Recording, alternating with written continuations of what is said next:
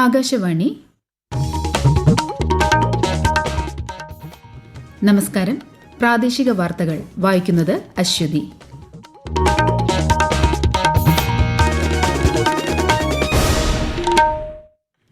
പ്രധാന വാർത്തകൾ. നിയമസഭകൾ പാസാക്കുന്ന ബില്ലുകളിൽ നടപടിയെടുക്കാൻ രാഷ്ട്രപതിക്കും ഗവർണർമാർക്കും സമയപരിധി നിശ്ചയിക്കാനാകില്ലെന്ന് സുപ്രീംകോടതി. ബീഹാർ മുഖ്യമന്ത്രിയായി ജെഡിയു നേതാവ് നിതീഷ് കുമാർ സത്യപ്രതിജ്ഞ ചെയ്തു. ചടങ്ങിൽ പങ്കെടുത്ത പ്രധാനമന്ത്രി ഉൾപ്പെടെയുള്ള പ്രമുഖർ. 56ാമത് ഇന്ത്യ അന്താരാഷ്ട്ര ചലച്ചിത്രമേളയ്ക്ക് ഇന്ന് കൊടിയേറും. മത്സര വിഭാഗത്തിൽ മലയാള ചിത്രം സർക്കിട്ടും. സംസ്ഥാനത്ത് തദ്ദേശ തെരഞ്ഞെടുപ്പിനുള്ള നാമനിർദ്ദേശ പത്രികാ സമർപ്പണം നാളെ അവസാനിക്കും. പ്രചാരണം ഊർജിതം. തിരുവനന്തപുരം ശ്രീ പത്മനാഭസ്വാമി ക്ഷേത്രത്തിൽ 6 വർഷത്തിലൊരിക്കൽ നടക്കുന്ന മുറജപത്തിന് തുടക്കമായി. ICC അണ്ടർ-19 പുരുഷ ക്രിക്കറ്റ് ലോകകപ്പിന്റെ മത്സരക്രമം പുറത്തിറക്കി. ആദ്യ ദിനം ഇന്ത്യ അമേരിക്കയെ നേരിടും. വാർത്തകൾ വിശദമായി. നിയമസഭകൾ പാസാക്കുന്ന ബില്ലുകളിൽ നടപടിയെടുക്കാൻ രാഷ്ട്രപതിക്കും ഗവർണർമാർക്കും സമയപരിധി നിശ്ചയിക്കാനാകില്ലെന്ന് സുപ്രീംകോടതി. ഈ വിഷയത്തിൽ ഭരണഘടനാ അനുച്ഛേദം 143 പ്രകാരമുള്ള രാഷ്ട്രപതിയുടെ റഫറൻസിൽ നിലപാട് വ്യക്തമാക്കുകയായിരുന്നു കോടതി. അതേസമയം ബില്ലുകൾ അനിയന്ത്രിതമായി പിടിച്ചുവെക്കുന്നത് ഭരണഘടനാ തത്വങ്ങൾക്കെതിരാണെന്നും സമയബന്ധിതമായി തീരുമാനമെടുക്കാൻ ഗവർണർക്ക് നിർദ്ദേശം നൽകാൻ കോടതിക്ക് ജുഡീഷ്യൽ അവലോകന അധികാരം ഉപയോഗിക്കാമെന്നും പരമോന്നത കോടതി നിരീക്ഷിച്ചു. ബീഹാർ മുഖ്യമന്ത്രിയായി ജെഡിയു നേതാവ് നിതീഷ് കുമാർ സത്യപ്രതിജ്ഞ ചെയ്തു. ഗവർണർ ആരിഫ് മുഹമ്മദ് ഖാൻ സത്യവാചകം ചൊല്ലിക്കൊടുത്തു. പട്നയിലെ ഗാന്ധി മൈതാനിൽ നടന്ന സത്യപ്രതിജ്ഞാ ചടങ്ങിൽ പ്രധാനമന്ത്രി നരേന്ദ്രമോദി ഉൾപ്പെടെയുള്ള പ്രമുഖർ പങ്കെടുത്തു. ഇന്നലെ പട്നയിൽ ചേർന്ന യോഗമാണ് NDAയുടെ നിയമസഭാ കക്ഷി നേതാവായി ശ്രീ നിതീഷ് കുമാറിനെ തിരഞ്ഞെടുത്തത്. 10ാം തവണയാണ് നിതീഷ് കുമാർ മുഖ്യമന്ത്രി പദത്തിലേക്ക് എത്തുന്നത്. 56ാമത് ഇന്ത്യ അന്താരാഷ്ട്ര ചലച്ചിത്രമേളയ്ക്ക് ഇന്ന് ഗോവയിൽ തിരിതെളിയും. 9 ദിവസങ്ങളിലായി നടക്കുന്ന മേളയിൽ 80 രാജ്യങ്ങളിൽ നിന്നായി 240 ചലച്ചിത്രങ്ങൾ പ്രദർശനത്തിനെത്തും. ബ്രസീലിയൻ ചിത്രമായ ദ ബ്ലൂ ട്രെയിലാണ് ഉദ്ഘാടന ചിത്രം. 15 ചിത്രങ്ങളാണ് മത്സര വിഭാഗത്തിലുള്ളത്. താമർ KV സംവിധാനം ചെയ്ത സർക്കിട്ട്, രാജ്കുമാർ പെരിയസ്വാമിയുടെ അമരൻ, സന്തോഷ് ധവാക്കർ സംവിധാനം ചെയ്ത മറാഠി ചിത്രം ഗൊണ്ടാൽ എന്നിവയാണ് മത്സര വിഭാഗത്തിലെ ഇന്ത്യൻ സിനിമകൾ.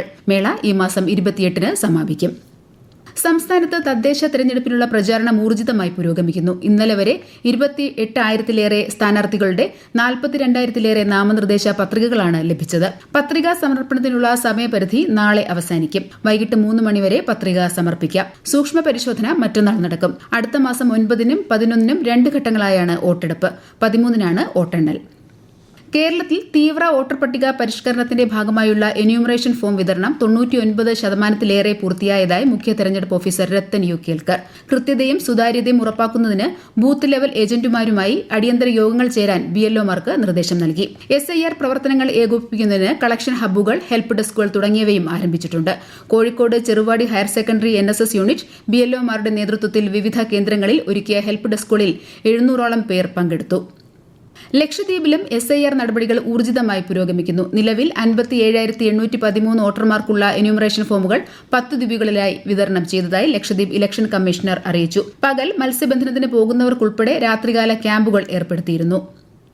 കേരളത്തിലെ തീവ്ര വോട്ടർ പട്ടിക പരിഷ്കരണം സംബന്ധിച്ച ഹർജികൾ സുപ്രീംകോടതി നാളെ പരിഗണിക്കും. SIRന്റെ നടപടിക്രമങ്ങളും തദ്ദേശ തെരഞ്ഞെടുപ്പും ഒരുമിച്ച് നടക്കുന്നത് വലിയ പ്രതിസന്ധി സൃഷ്ടിക്കുന്നതായി മുസ്ലിം ലീഗ് അഭിഭാഷകൻ ഹാരിസ് ബീരാൻ കോടതിയെ അറിയിച്ചതോടെയാണ് അടിയന്തരമായി പരിഗണിക്കാമെന്ന് കോടതി അറിയിച്ചത്. SIR നടപടിക്രമങ്ങൾ നീട്ടിവെക്കണമെന്ന് ആവശ്യപ്പെട്ട് സംസ്ഥാന സർക്കാരും സുപ്രീംകോടതിയെ സമീപിച്ചിട്ടുണ്ട്. ത്രിതല പഞ്ചായത്ത് തെരഞ്ഞെടുപ്പിന് മുന്നോടിയായി കാസർഗോഡ് ജില്ലയിൽ ഹരിത തെരഞ്ഞെടുപ്പ് റീൽസ് സംഘടിപ്പിക്കുന്നു. തെരഞ്ഞെടുപ്പിൽ സ്ഥാനാർത്ഥികൾ, ഉദ്യോഗസ്ഥർ, പ്രിന്റിംഗ് പ്രസ്സുകൾ, പൊതുജനങ്ങൾ എന്നിവർ ഹരിതചട്ടം പാലിക്കണമെന്ന സന്ദേശം സമൂഹ മാധ്യമങ്ങൾ വഴി പ്രചരിപ്പിക്കുകയാണ് ലക്ഷ്യം. കൂടുതൽ വിവരങ്ങളുമായി ആകാശവാണി കാസർഗോഡ് പ്രതിനിധി P. ജഗന്നിവാസൻ. ഹരിത തെരഞ്ഞെടുപ്പ്, പ്ലാസ്റ്റിക് രഹിത പ്രചാരണം, പോളിംഗ് ബൂത്തിലെത്തുന്ന വോട്ടർമാരുടെ ശുചിത്വ അവബോധം, പരിസ്ഥിതി സംരക്ഷണം, മാലിന്യരഹിത ഇലക്ഷൻ പ്രചാരണം എന്നിവയുമായുള്ള യുവജനങ്ങളുടെ പങ്കാളിത്തം ഉൾപ്പെടെ വിവിധ വിഷയങ്ങൾ റീലുകളിൽ ഉൾപ്പെടുത്താം. മത്സരത്തിൽ വിജയിക്കുന്നവർക്ക് ഒന്നാം സമ്മാനമായി 5,000 രൂപ ലഭിക്കും. റീലുകൾ സമർപ്പിക്കേണ്ട അവസാന തീയതി ഡിസംബർ 5-ആണ്. സംസ്ഥാനത്തെ പ്രഥമ ഗോത്രവർഗ പഞ്ചായത്തായ ഇടമലക്കുടിയിലെ സ്ഥാനാർത്ഥികൾ മൂന്നാർ ഉപജില്ലാ വിദ്യാഭ്യാസ ഓഫീസിലെത്തി നാമനിർദ്ദേശ പത്രിക സമർപ്പിച്ചു. ഇന്നലെ മുതലാണ് നാമനിർദ്ദേശ പത്രിക സമർപ്പിച്ചു തുടങ്ങിയത്. ഇന്ന് ഉച്ചവരെ 25 പേർ പത്രിക സമർപ്പിച്ചു. 14 വാർഡുകളാണ് ഇടമലക്കുടിയിലുള്ളത്. ശബരിമല ദർശനത്തിന് അനുവദിക്കുന്ന സ്പോട്ട് ബുക്കിംഗ് 5,000-ആയി നിജപ്പെടുത്തി. ഹൈക്കോടതി നിർദ്ദേശത്തെ തുടർന്നാണ് തീരുമാനം. നിലയ്ക്കൽ, വണ്ടിപ്പെരിയാർ കേന്ദ്രങ്ങളിൽ മാത്രമാകും സ്പോട്ട് ബുക്കിംഗ് ലഭ്യമാകുക.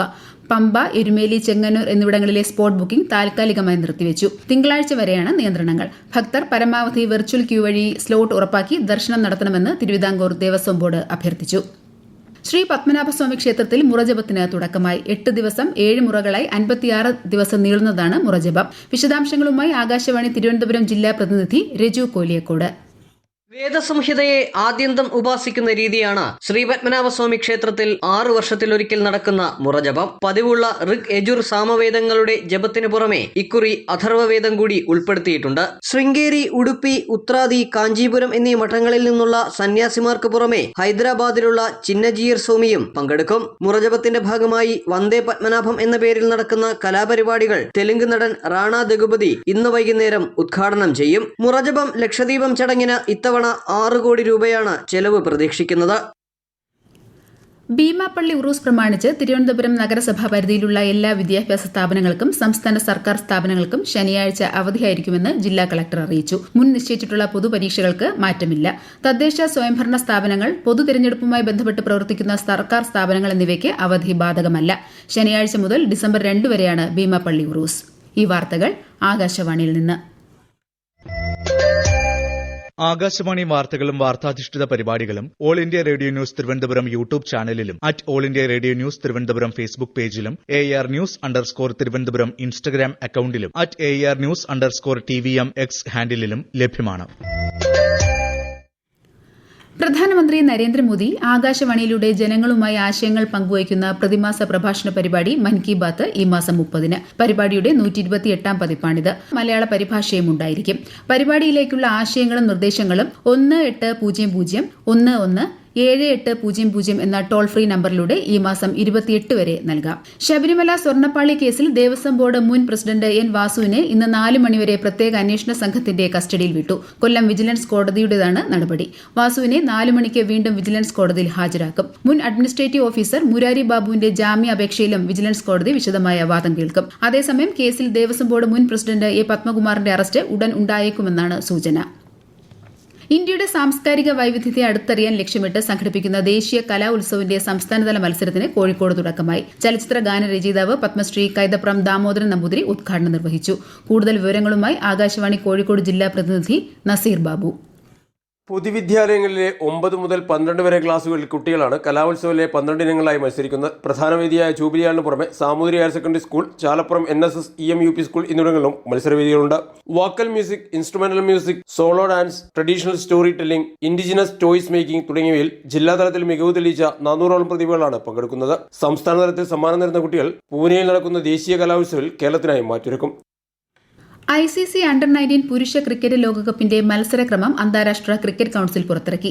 2026 ജനുവരി 15 മുതൽ ഫെബ്രുവരി 6 വരെ സിംബാബ്വേയും നമീബിയയും സംയുക്തമായി ആതിഥേയത്വം വഹിക്കുന്ന മത്സരത്തിൽ 16 ടീമുകൾ പങ്കെടുക്കും. 5 വേദികളിലായി 41 മത്സരങ്ങളുണ്ടാകും. ഫെബ്രുവരി 6-നാണ് ഫൈനൽ. ആദ്യ ദിനം ഇന്ത്യ അമേരിക്കയുമായും സിംബാബ്വെ സ്കോട്ട്ലൻഡുമായും ടാൻസാനിയ വെസ്റ്റ് ഇൻഡീസുമായും ഏറ്റുമുട്ടും. കണ്ണൂരിൽ ഇന്നലെ നടന്ന സൂപ്പർ ലീഗ് കേരള ഫുട്ബോളിൽ Kannur warriors FC Malappuram FC മത്സരം സമനിലയിൽ. ഇരു ടീമുകളും 2 ഗോൾ വീതം നേടി. ഞായറാഴ്ച കണ്ണൂർ ജവഹർ സ്റ്റേഡിയത്തിൽ നടക്കുന്ന മത്സരത്തിൽ കണ്ണൂർ വാരിയേഴ്സ് ഫോഴ്സ കൊച്ചിയെ നേരിടും. ഇന്ന് ലോക ശിശുദിനം. 1989 നവംബർ 20-ന് കുട്ടികളുടെ അവകാശങ്ങളെക്കുറിച്ചുള്ള കൺവെൻഷൻ ഐക്യരാഷ്ട്ര പൊതുസഭ അംഗീകരിച്ചതിന്റെ സ്മരണയിലാണ് ദിനാചരണം. എന്റെ ദിനം എന്റെ അവകാശങ്ങൾ എന്നതാണ് ഈ വർഷത്തെ പ്രമേയം.